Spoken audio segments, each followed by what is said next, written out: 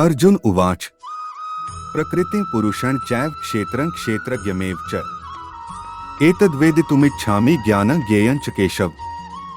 श्री भगवान उवाच इदं शरीरं कौन्तेय क्षेत्रमित्यभिधीयते एतद्यो वेत्ति तं प्राहुः क्षेत्रज्ञ इति तद्विद्। क्षेत्रज्ञं चापि मा विद्धि सर्वक्षेत्रेषु भारत। क्षेत्र क्षेत्रज्ञयोर्ज्ञानं यत्तज्ज्ञानं मतं मम। अर्जुन ने कहा, हे कृष्ण, मैं प्रकृति एवं पुरुष, भोक्ता, क्षेत्र एवं क्षेत्रज्ञ तथा ज्ञान एवं ज्ञेय के विषय में जानने का इच्छुक हूँ। श्री भगवान ने कहा, हे कुंती पुत्र, यह शरीर क्षेत्र कहलाता है और इस क्षेत्र को जानने वाला क्षेत्रज्ञ है।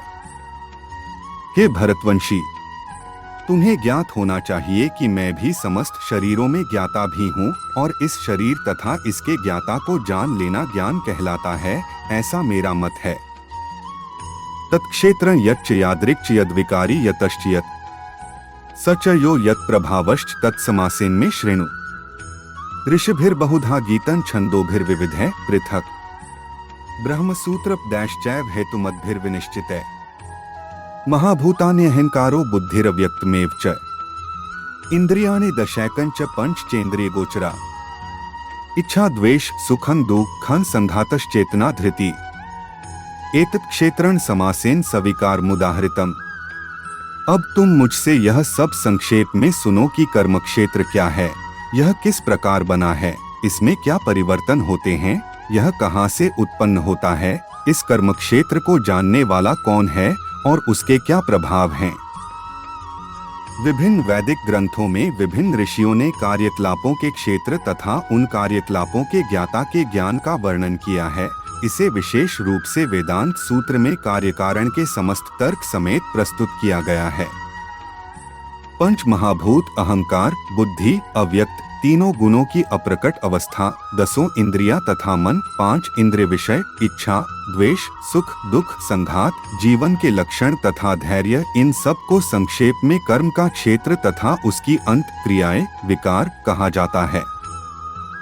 अमानित्वं दम्भित्वं हिंसा क्षान्तिरार्जवम् आचार्योपासनं शौचं स्थैर्यमात्मविनिग्रह इंद्रियार्थेषु वैराग्यमनहंकार एव च जन्म मृत्युजरा व्याधि दुःखदोषानुदर्शनम् असक्तिरन्भिष्वङ् पुत्रदारगृहादिषु नित्य च समचित्तत्वमिष्टानिष्टोत्पत्तिषु मयि चानन्ययोगेन भक्तिरव्यभिचारिणी विविक्त देश सेवित्वमृतिर्जन संसदि अध्यात्म ज्ञान नित्यत्वं तत्वज्ञानार्थ दर्शनम् एतज् ज्ञानमिति प्रोक्तम ज्ञानं यत्तोऽन्यथा विनम्रता, दंभहीनता, अहिंसा, सहिष्णुता, सरलता, प्रामाणिक गुरु के पास जाना, पवित्रता, स्थिरता, आत्मसंयम, इंद्रिय तृप्ति के विषयों का परित्याग, अहंकार का अभाव, जन्म, मृत्यु, वृद्धावस्था तथा रोग के दोषों की अनुभूति, वैराग्य, संतान, स्त्री, घर तथा अन्य वस्तुओं की ममता से मुक्ति, अच्छी तथा बुरी घटनाओं के प्रति संभाव, मेरे प्रति निरंतर अनन्य भक्ति, एकांत स्थान में रहने की इच्छा,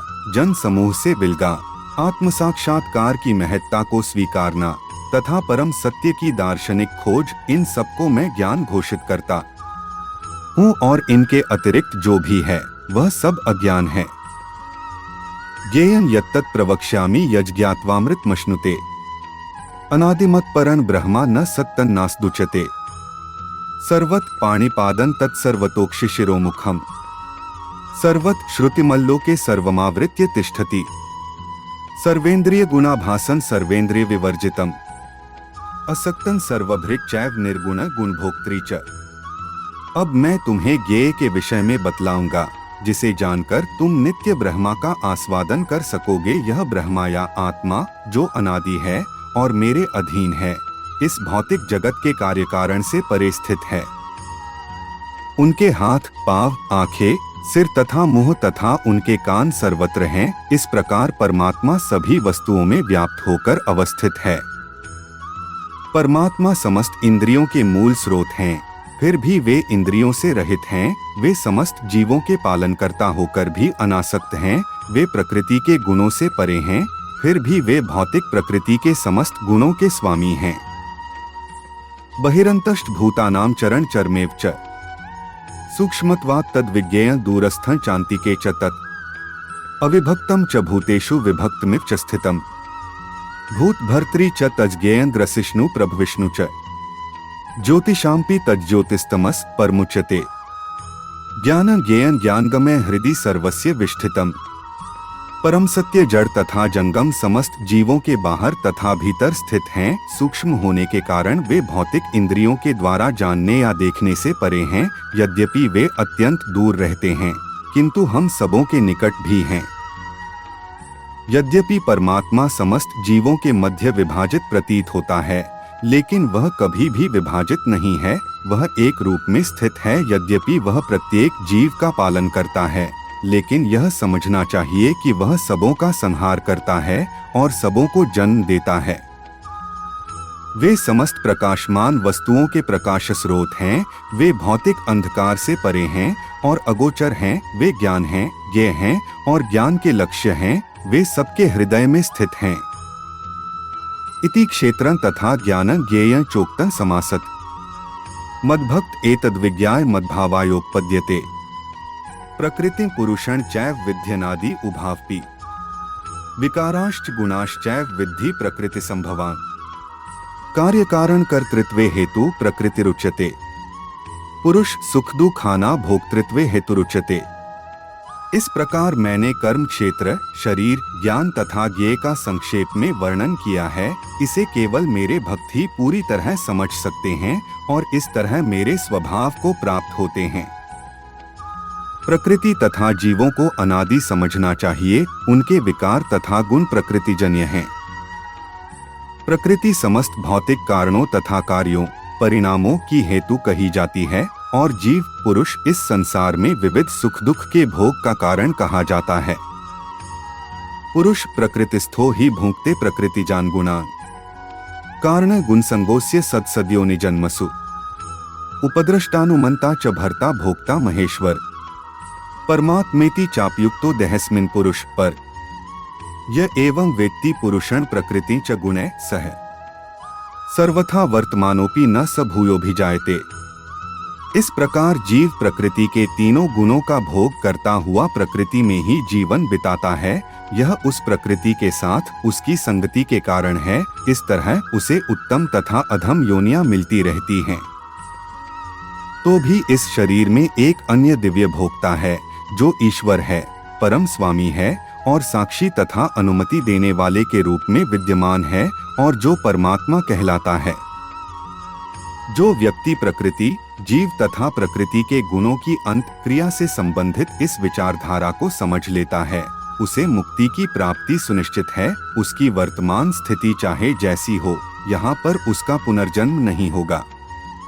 ध्यानेनात्मनि पश्यन्ति केचिदात्मानमात्मना अन्ये सांख्येन योगेन कर्मयोगेन चापरे अन्ये त्वेवं जानन्त श्रुत्वान्येभ्य उपास्ते तेपि चातितन्त्येव मृत्युं श्रुतिप्राणा यावत् संजायते किंचित सत्त्वं स्थावर जंगमम् क्षेत्र क्षेत्रज्ञ संयोगात् तद्विद्धि भरतर्षभ। कुछ लोग परमात्मा को ध्यान के द्वारा अपने भीतर देखते हैं तो दूसरे लोग ज्ञान के अनुशीलन द्वारा और कुछ ऐसे हैं जो निष्काम कर्मयोग द्वारा देखते हैं। ऐसे भी लोग हैं जो यद्यपि आध्यात्मिक ज्ञान से अवगत नहीं होते पर अन्यों से परम पुरुष के विषय में सुनकर उनकी पूजा करने लगते हैं। ये लोग भी प्रामाणिक पुरुषों से श्रवण करने की मनोवृत्ति होने के कारण जन्म तथा मृत्यु के पथ को पार कर जाते हैं। हे भरतवंशियों में श्रेष्ठ, यह जान लो कि चर तथा अचर जो भी तुम्हें अस्तित्व में दिख रहा है वह कर्म क्षेत्र तथा क्षेत्र के ज्ञाता का संयोग मात्र है। सम सर्वेषु भूतेषु तिष्ठन्तं परमेश्वरम् विनश्यत् स्वविनश्यन्तं यः पश्यति स पश्यति समपश्यन् हि सर्वत्र संवस्थितमीश्वरम् न हिनस्त्यात्मनात्मान ततो याति परांगतिं प्रकृत्यैव च कर्माणि क्रियमाणानि सर्वश यह पश्यति तथात्मान कर्तारं स पश्यति। जो परमात्मा को समस्त शरीरों में आत्मा के साथ देखता है और जो यह समझता है कि इस नश्वर शरीर के भीतर न तो आत्मा न ही परमात्मा कभी भी विनष्ट होता है, वही वास्तव में देखता है। जो व्यक्ति परमात्मा को सर्वत्र तथा प्रत्येक जीव में समान रूप से वर्तमान देखता है, वह अपने मन के द्वारा अपने आप को भ्रष्ट नहीं करता। इस प्रकार वह दिव्य गंतव्य को प्राप्त करता है। जो यह देखता है कि सारे कार्य शरीर द्वारा संपन्न किए जाते हैं, जिसकी उत्पत्ति प्रकृति से हुई है, और जो देखता है कि आत्मा कुछ भी नहीं करता, वही यथार्थ में देखता है। यदा भूतपैथद भावमेकस्थं नुपश्यति ततएव च विस्तारं ब्रह्मा संपद्यते तदा अनादित्वान् निर्गुणत्वात् परमात्मायमव्यय शरीरस्थोपि कौन्तेय न करोति न लिप्यते यथा सर्वक्तं सौक्ष्म्यादाकाशं नोक्लिप्यते सर्वत्रावस्थितो देहे तथात्मा नोक्लिप्यते। जब विवेकवान व्यक्ति विभिन्न भौतिक शरीरों के कारण विभिन्न स्वरूपों को देखना बंद कर देता है और यह देखता है कि किस प्रकार से जीव सर्वत्र फैले हुए हैं, तो वह ब्रह्मा बोध को प्राप्त होता है। शाश्वत दृष्टि संपन्न लोग यह देख सकते हैं कि अविनाशी आत्मा दिव्य, शाश्वत तथा गुणों से अतीत है। हे अर्जुन, भौतिक शरीर के साथ संपर्क होते हुए भी आत्मा न तो कुछ करता है और न लिप्त होता है।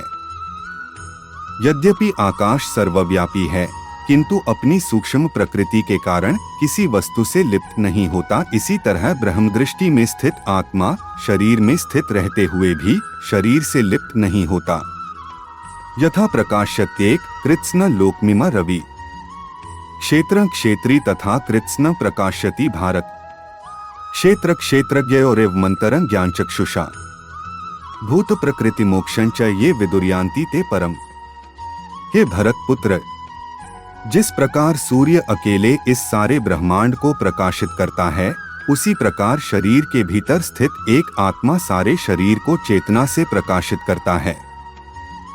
जो लोग ज्ञान के चक्षुओं से शरीर तथा शरीर के ज्ञाता के अंतर को देखते हैं और भवबंधन से मुक्ति की विधि को भी जानते हैं, उन्हें परमलक्ष्य प्राप्त होता है।